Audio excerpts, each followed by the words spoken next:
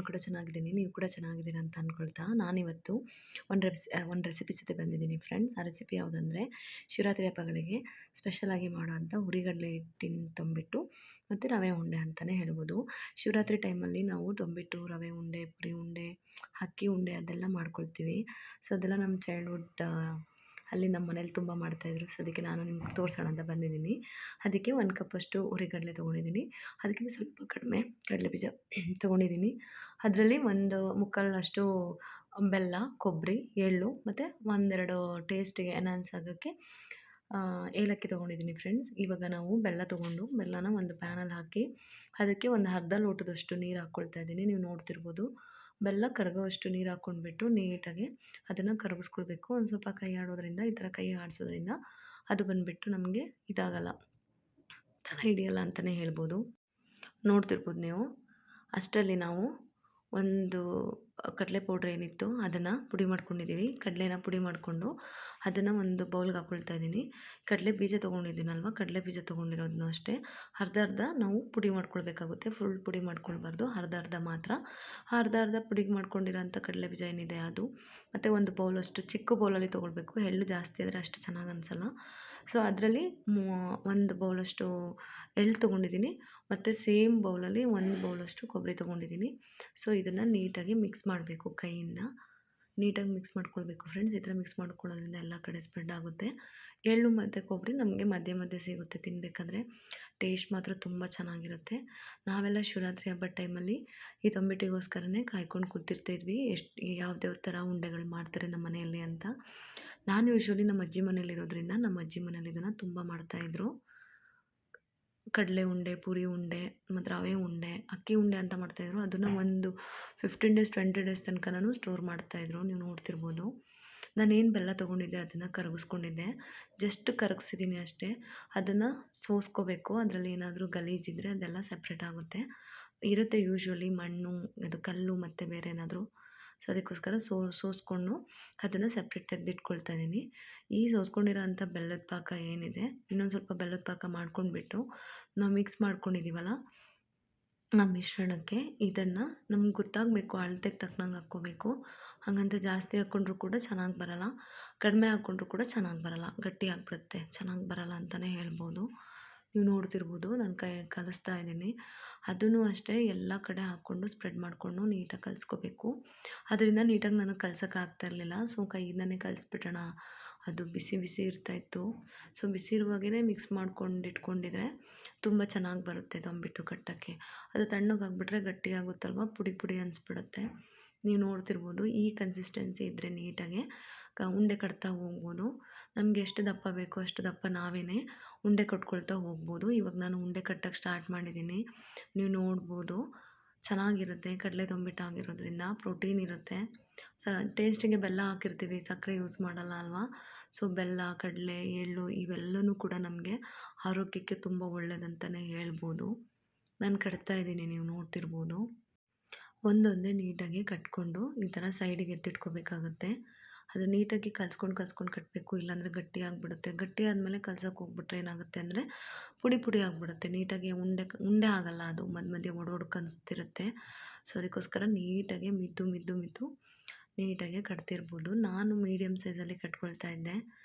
ತುಂಬ ದಪ್ಪ ಆದರೂ ಚೆನ್ನಾಗಿರಲ್ಲ, ತುಂಬ ಚಿಕ್ಕದಂದರೂ ಚೆನ್ನಾಗಿ ಅನಿಸಲ್ಲ ಅಂತ. ನೀವು ನೋಡ್ತಿರ್ಬೋದು. ನೀಟಾಗಿ ಕಟ್ಕೊಂಡು ಸೈಡಿಗೆ ಎತ್ತಿಟ್ಕೊಂಡು ಒಂದು ಪಾತ್ರೆಯಲ್ಲಿ ಸ್ಟೋರ್ ಮಾಡಿ ಇಟ್ಕೊಂಡ್ರೆ ನಾವು ಇದನ್ನು 1 ವಾರ ಇಟ್ಕೊಂಡು ತಿನ್ಬೋದು, ಚೆನ್ನಾಗಿರುತ್ತೆ. ಮತ್ತು ಮಕ್ಕಳಿಗೆಲ್ಲ ಏನಾದರೂ ಕೊಡು ಅಂತಿದ್ರೆ ಮಕ್ಳುಗಳು ಕೊಡೋಕ್ಕೋಸ್ಕರನೂ ಚೆನ್ನಾಗಿರುತ್ತೆ. ಸೊ ಅದಕ್ಕೋಸ್ಕರ ನಮ್ಮ ಮನೇಲಿ ಮಕ್ಕಳು ಜಾಸ್ತಿ ಅಂತ ನಮ್ಮ ಅಜ್ಜಿ ಆವಾಗ ತುಂಬ ಮಾಡ್ತಾಯಿದ್ರು ಇದನ್ನು. ಸೊ ಅದಕ್ಕೆ ನಾನಿವತ್ತು ನಿಮಗೆ ತೋರಿಸೋಣ ಅಂತ ಬಂದಿದ್ದೀನಿ. ನೋಡ್ತಿರ್ಬೋದು ಉಂಡೆ ಎಷ್ಟು ಚೆನ್ನಾಗಿ ಬಂದಿದ್ದಾವೆ ಅಂತ. ಸೊ ಅದೇ ರೀತಿ ನಾನು ಈ ಥರದ್ದು ನಾನು ತೊಗೊಂಡಿರೋ ಕ್ವಾಂಟಿಟಿಲಿ 16 ಉಂಡೆ ಆಗಿದ್ವು. ನೀವು ನೋಡ್ತಿರ್ಬೋದು. ಟೆಕ್ಸ್ಚರ್ ಕೂಡ ಎಷ್ಟು ಚೆನ್ನಾಗಿ ಬಂದಿದೆ, ಟೇಸ್ಟ್ ಕೂಡ ಅಷ್ಟೇ ಚೆನ್ನಾಗಿತ್ತಂತಲೇ ಹೇಳ್ಬೋದು ಫ್ರೆಂಡ್ಸ್. ಇದೆಲ್ಲ ಹುರಿಗಡಲೆ ಹಿಟ್ಟಿನ ಉಂಡೆ ಆದರೆ, ಮತ್ತು ನಾನು ರವೆ ಉಂಡೆ ಕೂಡ ತೋರಿಸೋಣ ಅಂತ ಹೇಳ್ಬಿಟ್ಟು ರವೆ ಉಂಡೆಗೆ ಏನೇನು ಬೇಕು ಅದನ್ನು ಕೂಡ ಇದೇ ವಿಡಿಯೋದಲ್ಲಿ ಮಾಡಿಕೊಂಡು ಕಂಟಿನ್ಯೂ ಮಾಡಿದರೆ ನಿಮಗೂ ಕೂಡ ಹೆಲ್ಪ್ ಆಗುತ್ತೆ ಅಂತ. ಸೊ ನಾನು ರವೆ ಉಂಡೆ ಮಾಡೋಕ್ಕೆ ಅಂತ ತೊಗೊಂಡಿದ್ದೀನಿ ಫ್ರೆಂಡ್ಸ್. ಬನ್ನಿ ರವೆ ಉಂಡೆ ಹೇಗೆ ಮಾಡೋದಂತ ತೋರಿಸ್ತೀನಿ ಇವಾಗ. ನಾನು ರವೆ ಉಂಡೆ ಮಾಡೋಕ್ಕೆ ಮೊದಲಿಗೆ ಒಂದು ಪ್ಯಾನ್ ಬಿಸಿ ಆಗೋಕ್ಕೆ ಇಟ್ಟಿದ್ದೀನಿ. ಇವಾಗ 1 ಕಪ್ಪಷ್ಟು ರವೆ, 1 ಕಪ್ಪಷ್ಟು ಅದು ಚಿರೋಟಿ ರವೆ ತೊಗೊಂಡಿದ್ದೀನಿ. 1 ಕಪ್ಪಲ್ಲಿ ಒಂದು ಸ್ವಲ್ಪ ಕಡಿಮೆ ಸಕ್ಕರೆ ತೊಗೊಂಡಿದ್ದೀನಿ. ಒಂದು ಚಿಕ್ಕ ಬೌಲಲ್ಲಿ ಕೊಬ್ಬರಿ ತೊಗೊಂಡಿದ್ದೀನಿ. 4ರಿಂದ 5 ಏಲಕ್ಕಿ. ಇಷ್ಟ ಆದರೆ ಸಾಕು, ರವೆ ಉಂಡೆನ ತಟ್ಟನಂಗೆ ಮಾಡ್ಕೊಳ್ಬೋದು ಅಂತಲೇ ಹೇಳ್ಬೋದು. ಈ ರವೆ ಉಂಡೆ ಮಾಡೋಕ್ಕೆ ಇವಾಗ ಹೇಗೆ ಮಾಡ್ಕೊಳ್ಳೋದಂತ ಹೇಳ್ತೀನಿ. ನಾನು ಏನು ಪ್ಯಾನ್ ಇಟ್ಟಿದ್ದೆ ಅದು ಬಿಸಿಯಾಗಿದೆ. ಬಿಸಿಯಾಗಿದ ತಕ್ಷಣ ಇವಾಗ ರವೆ ಹಾಕ್ಕೊಂಡು ನೀಟಾಗಿ ಹುರ್ಕೊಳ್ಬೇಕು. ನೀಟಾಗಿ ಘಮ ಬರೋ ತನಕ ಹುರ್ಕೊಂಡ್ರೆ ಚೆನ್ನಾಗಿರುತ್ತೆ. ಅದು ಹಸಿ ಹಸಿ ಅಂದರೆ ಅಷ್ಟು ತಿನ್ನೋಕ್ಕೆಲ್ಲ ಚೆನ್ನಾಗಿ ಅನಿಸಲ್ಲ ಅಂತಲೇ ಹೇಳ್ಬೋದು. ಸೊ ಅದಕ್ಕೋಸ್ಕರ ಹುರ್ಕೊಳ್ತಾ ಇದ್ದೀನಿ. ಸಿಮ್ಮಲ್ಲಿ ಇಟ್ಕೊಂಡು ನಾನು ಒಂದು 10 to 15 ಮಿನಿಟ್ಸ್ ತನಕ ಹುರ್ಕೊಂಡಿದ್ದೀನಿ ಅಂತಲೇ ಹೇಳ್ಬೋದು. ಇಷ್ಟು ಕ್ವಾಂಟಿಟಿಯಲ್ಲಿ ಒಂದು 10 ರವೆ ಉಂಡೆ ಆಗ್ತವೆ. ಕೊಬ್ಬರಿ ಬೇರೆ ಹಾಕ್ತೀನಲ್ವ, ಸೊ ಅದಕ್ಕೋಸ್ಕರ ಹುರ್ಕೊಂಡು ಆಗಿದ್ಮೇಲೆ ಅದು ಘಮ ಬರೋಕ್ಕೆ ಸ್ಟಾರ್ಟ್ ಆದಮೇಲೆ ಕೊಬ್ಬರಿನ ಅದರಲ್ಲೇ ಹಾಕಿ ಹುರಿತಾ ಇದ್ದೀನಿ. ಅದೆರಡು ನೀಟಾಗಿ ಮಿಕ್ಸ್ ಆದಂಗೂ ಆಗುತ್ತೆ ಮತ್ತು ಚೆನ್ನಾಗೂ ಅನಿಸುತ್ತೆ ಅಂತ. ಈ ಸಕ್ಕರೆ ಮತ್ತು ಏಲಕ್ಕಿನ ನಾವು ಪುಡಿ ಮಾಡಿನೂ ಹಾಕ್ಬೋದು, ಸಣ್ಣ ಸಕ್ಕರೆ ಆದರೆ ಹಾಗೇನೂ ಹಾಕ್ಬೋದು. ಈ ಸಕ್ಕರೆ ಕೂಡ ಅಷ್ಟೇ, ಕೆಲವೊಂದು ಸಲ ಅದರಲ್ಲಿ ಮಧ್ಯ ಮಧ್ಯೆ ಸಿಗ್ತಾಯಿದ್ರೆ ಚೆನ್ನಾಗಿ ಅನಿಸಲ್ಲ. ಸೊ ಅದಕ್ಕೋಸ್ಕರ ನಾನು ಪೌಡ್ರ್ ಮಾಡ್ಕೊಂಡಿದ್ದೀನಿ. ಸಕ್ಕರೆ ಮತ್ತು ಏಲಕ್ಕಿ ಎಲ್ಲ ಕಡೆ ಸ್ಪ್ರೆಡ್ ಆಗುತ್ತೆ. ಸೊ ಸಕ್ಕರೆ ಮತ್ತು ಏಲಕ್ಕಿನ ಪೌಡ್ರ್ ಮಾಡಿಕೊಂಡು ಅದನ್ನು ಕೂಡ ಇದೇ ಮಿಶ್ರಣಕ್ಕೆ ಸೇರಿಸ್ಕೊಳ್ತಾ ಇದ್ದೀನಿ. ಸೇರಿಸ್ಕೊಂಡು ಅದನ್ನು ಒಂದು 5 ನಿಮಿಷ, ಒಂದು 3ರಿಂದ 4 ನಿಮಿಷ ನೀಟಾಗಿ ಮಿಕ್ಸ್ ಮಾಡ್ಕೊಳ್ತೀನಿ.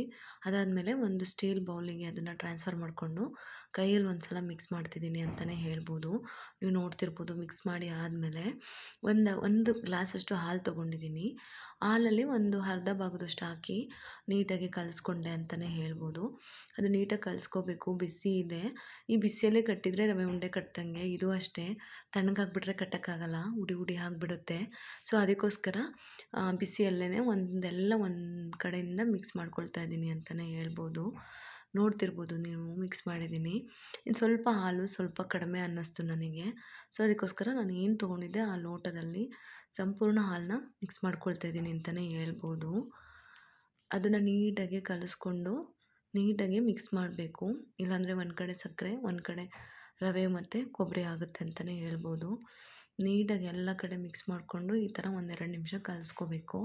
ಸೊ ದಟ್ ಅದೆಲ್ಲ ಕಡೆ ಮಿಶ್ರಣ ಮಿಕ್ಸ್ ಆಗುತ್ತೆ. ಅದಾದಮೇಲೆ ಒಂದೊಂದೇ ಉಂಡೆಗಳನ್ನಾಗಿ ತೆಗಿಬೋದು. ಸೊ ನೋಡ್ತಿರ್ಬೋದು, ನಾನಿವಾಗ ಒಂದೊಂದೇ ಉಂಡೆಗಳನ್ನ ಮಾಡ್ತಾಯಿದ್ದೀನಿ ಅಂತಲೇ ಹೇಳ್ಬೋದು. ಸೊ ನೋಡಿ, ಇಷ್ಟು ಚಿಕ್ಕದಾಗಿ ಉಂಡೆ ಮಾಡಿಕೊಂಡ್ರೆ ಸಾಕು. ತುಂಬ ದಪ್ಪ ಆದರೆ ತಿನ್ನೋರಿಗೂ ಚೆನ್ನಾಗಿ ಅನಿಸಲ್ಲ. ಹಂಗಂತ ತುಂಬ ಕಡಿಮೆ ಮಾಡಿದರೆ ಉಂಡೆ ಓಕೆ ಒಂದು ಸ್ವಲ್ಪ ಚಿಕ್ಕದು ಅನ್ನಿಸ್ಬಿಡುತ್ತೆ. ಸೊ ಮೀಡಿಯಮ್ ಸೈಜಲ್ಲಿ ಯಾರಿಗಾದರೂ ಕೊಟ್ಟವ್ರಿಗೆ ತಿನ್ನೋಕ್ಕೂ ಚೆನ್ನಾಗಿ ಅನಿಸ್ಬೇಕು ಒಂದು ಉಂಡೆ. ಸೊ ಇಷ್ಟು ಗಾತ್ರದಲ್ಲಿ ನಾನು ಮಾಡಿಕೊಂಡೆ ಅಂತಲೇ ಹೇಳ್ಬೋದು. ರವೆ ಉಂಡೆ ಮಾತ್ರ ಆಸಮಾಗಿ ಬಂದಿತ್ತು. ಈ ಉರಿಯಕ್ಕಿ ಉಂಡೆನೂ ಅಷ್ಟೇ ಚೆನ್ನಾಗಿ ಬರುತ್ತೆ. ಬಟ್ ನಾನು ರವೆ ಉಂಡೆ ಮತ್ತು ಕಡಲೆ ಉಂಡೆ ಎರಡೇ ಮಾಡಿದ್ದೆ. ಸೊ ಎರಡೂ ಟೇಸ್ಟ್ ವೈದು, ಜಾಸ್ತಿ ಸ್ವೀಟು ಇಲ್ಲ, ಕಡಿಮೆ ಸ್ವೀಟು ಇಲ್ಲ, ಆ ಥರ ಮೀಡಿಯಮ್ಮಾಗಿ ಚೆನ್ನಾಗಿ ಬಂದಿದ್ವು ಅಂತಲೇ ಹೇಳ್ಬೋದು. ಸೊ ಈ ಶಿವರಾತ್ರಿಗೆ ನಿಮಗೆ ಇಷ್ಟ ಆಗಿದ್ದಲ್ಲಿ ಈ ವಿಡಿಯೋ ಸೊ ನೀವು ಮಾಡ್ಕೊಳ್ಬೋದು, ಚೆನ್ನಾಗಿರುತ್ತೆ ಅಂತಲೇ ಹೇಳ್ಬೋದು ಫ್ರೆಂಡ್ಸ್. ಮನೆಯಲ್ಲಿ ಮಕ್ಕಳಿದ್ರೆ ಕೊಡಲಿಕ್ಕೆ, ಇವಾಗ ಬೇಸಿಗೆ ಸ್ಟಾರ್ಟ್ ಆಯ್ತಂದರೆ ಏನಾದರೂ ತಿನ್ನಬೇಕಂತ ಅನ್ನಿಸ್ತಾ ಇರುತ್ತೆ. ಹಂಗಂತ ನಾವು ಆಚೆ ಹೋಗಿ ತೊಗೊಂಡು ಬರೋವಷ್ಟು ಇರಲ್ಲ. ಸೊ ಈ ಉಂಡೆಗಳನ್ನ ನಾವು ಮನೇಲೇ ಮಾಡಿಟ್ಕೊಳೋದ್ರಿಂದ ಮಕ್ಳಿಗೆ ಕೊಡ್ಬೋದು, ಮತ್ತು ನಮಗೂ ಕೂಡ ಸಮ್ಟೈಮ್ಸ್ ಏನಾದರೂ ತಿನ್ಬೇಕು ಅನ್ನಿಸ್ದಾಗ ಯೂಸ್ ಆಗುತ್ತೆ ಅಂತಲೇ ಹೇಳ್ಬೋದು.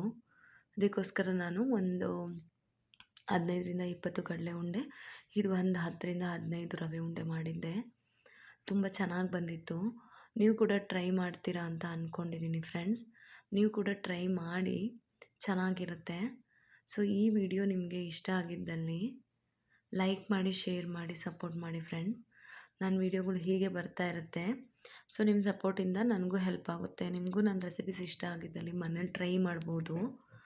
ನೋಡಿ ಇವಾಗ ಎಷ್ಟು ಚೆಂದ ಬಂದಿದೆ ರವೆ ಉಂಡೆ ಅಂತ, ತುಂಬ ಚೆನ್ನಾಗಿ ಬಂದಿತ್ತು. ಸೊ ಈ ವಿಡಿಯೋ ನಿಮಗೆ ಇಷ್ಟ ಆಗಿದ್ದಲ್ಲಿ ಲೈಕ್ ಮಾಡಿ, ಶೇರ್ ಮಾಡಿ, ಸಪೋರ್ಟ್ ಮಾಡಿ. ನನ್ನ ಚಾನಲ್ಗೆ ಹೊಸಬ್ರಾಗಿದ್ದಲ್ಲಿ ಸಬ್ಸ್ಕ್ರೈಬ್ ಮಾಡ್ಕೊಳ್ಳಿ ಫ್ರೆಂಡ್ಸ್. ನೆಕ್ಸ್ಟ್ ವಿಡಿಯೋದಲ್ಲಿ ಸಿಗ್ತೀನಿ. Thank you. Bye bye.